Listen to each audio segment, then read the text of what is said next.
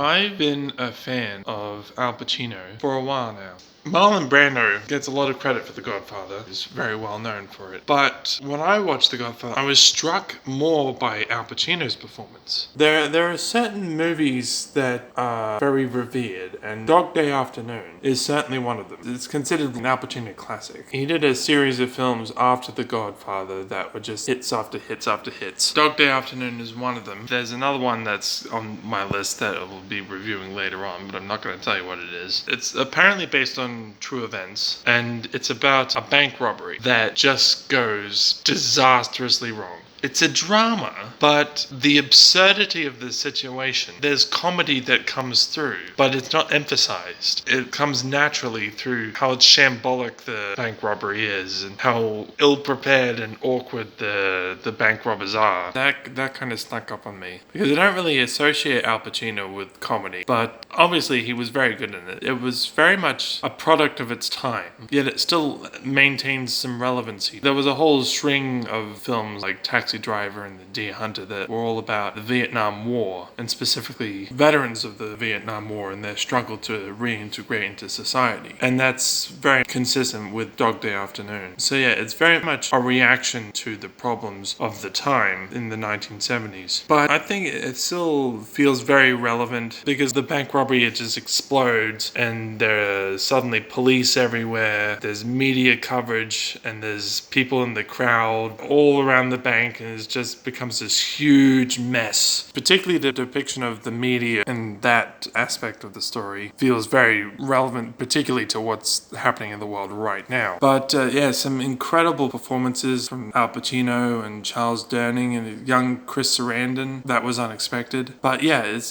definitely one, like there are some movies where are very revered and, you know, people love them and talk about them all the time, and then you watch them and you go, it doesn't grab me. Like, maybe it doesn't speak to me the way it's spoken to other people. But it's some movies that have those kind of reputations. Like, it was the same case with Psycho and Graduate when I watched it, and I just thought, yes, I completely get why people are crazy for this movie, and I completely agree.